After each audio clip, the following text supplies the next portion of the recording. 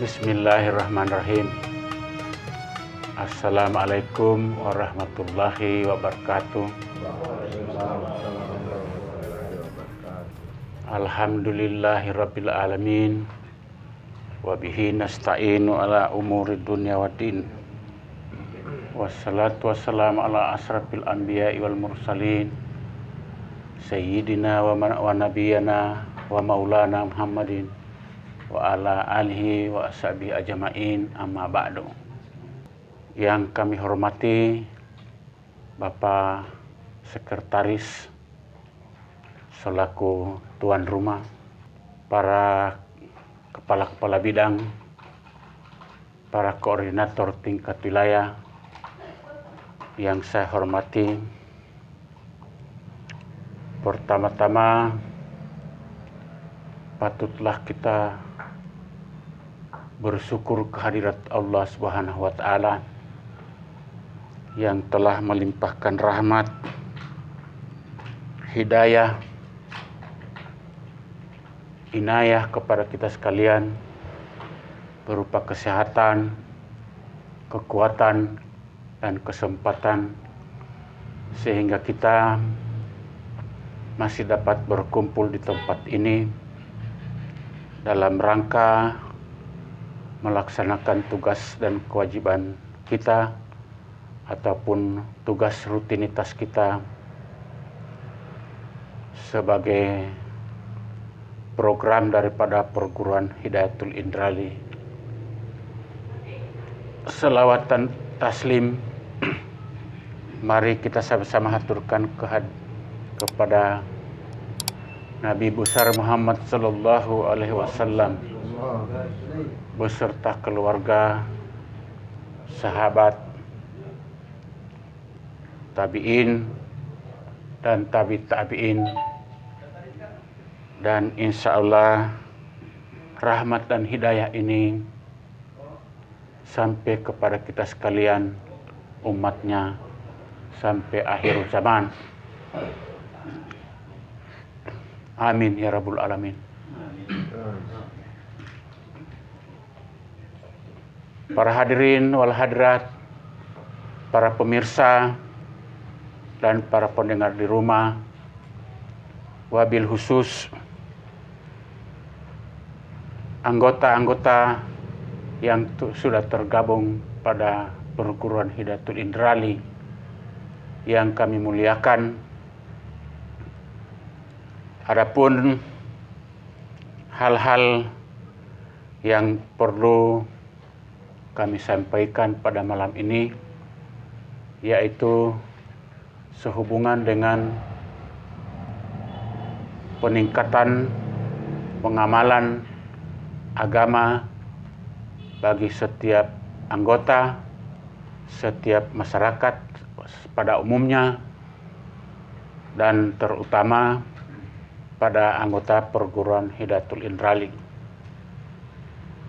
Maka pada kesempatan ini kami akan mengangkat sebuah tema yang didasarkan pada surat Al-Hadid ayat 3 yang berbunyi wal awwalu wal akhiru wa zahiru wal batinu wa huwa bikulli syai'in alim,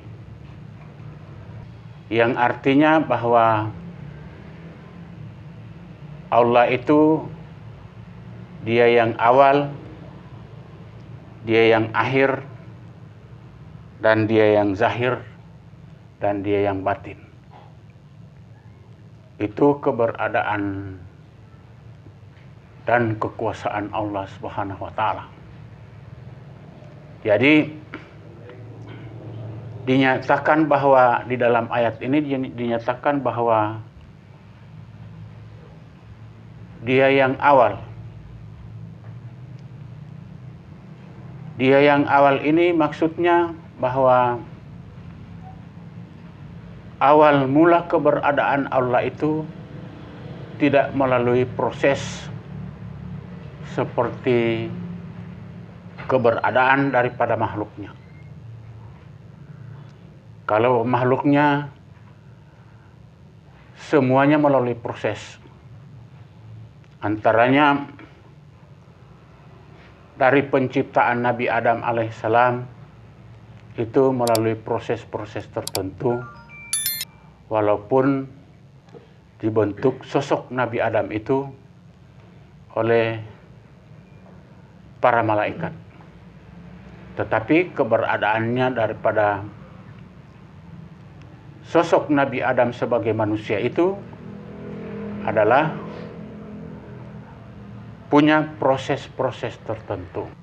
Setelah disempurnakan oleh Allah keberadaan dalam segi bentuknya, maka seketika itu ditiupkan roh kepada Nabi Adam, dan ketika Nabi Adam setelah ditiupkan roh itu, yang terdahulu dia lihat di atas langit itu adalah asyhadu alla ilaha illallah wa asyhadu anna muhammadar rasulullah. Maka di situ Nabi Adam berkesimpulan bahwa tidak hanya dia yang diciptakan terdahulu oleh Allah, akan tetapi penciptaannya itu diawali dengan penciptaan dari Nur Muhammad yang muncul dalam satu persaksian bahwa di situ dinyatakan bahwa Nabi Muhammad itu adalah utusan Allah. Itu proses penciptaan. Kemudian setelah Nabi Adam diciptakan, maka seluruh awal daripada manusia itu lain prosesnya. Ada lain prosesnya, yaitu proses daripada manusia di luar daripada Nabi Adam itu adalah, kalau Nabi Adam dinyatakan dalam surat Al-Mu'minun, walaqad khalaqnal insana min sulalatin min tin. Itu daripada Nabi Adam. Itu kaitannya dengan surat Al-Hadid tadi. Itu perbedaan antara makhluk ciptaan Allah dengan Allah itu sendiri. Yang berikut, setelah Nabi Adam diciptakan, summa ja'alnahu nutfatan fi qararin makin.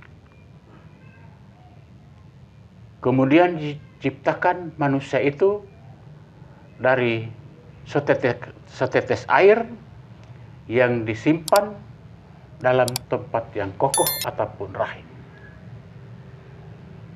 Itu yang tercipta daripada manusia-manusia seperti biasanya. Kemudian dari segi ciptaan Allah itu merebes ke penciptaan-penciptaan yang lain, karena disinyalir dalam ayat Al-Quran bahwa Nabi Adam ataupun manusia itu adalah diciptakan sebagai pemimpin di atas bumi yang akan bakal mengelola situasi dan keberadaan yang ada pada semua ciptaan Allah Subhanahu wa taala, sehingga diberikan gelar sebagai khalifah. Ataupun kalau manusia seperti kita, itu setidak-tidaknya dia adalah seorang pemimpin.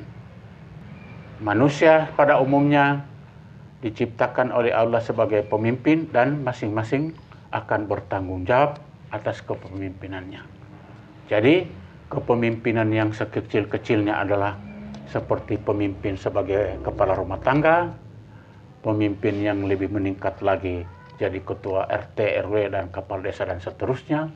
Itulah yang akan dimintai pertanggungjawaban jawab oleh Allah Subhanahu wa taala. Itu mengenai perbedaan antara wal awal wal akhir wal zahir wal batinu.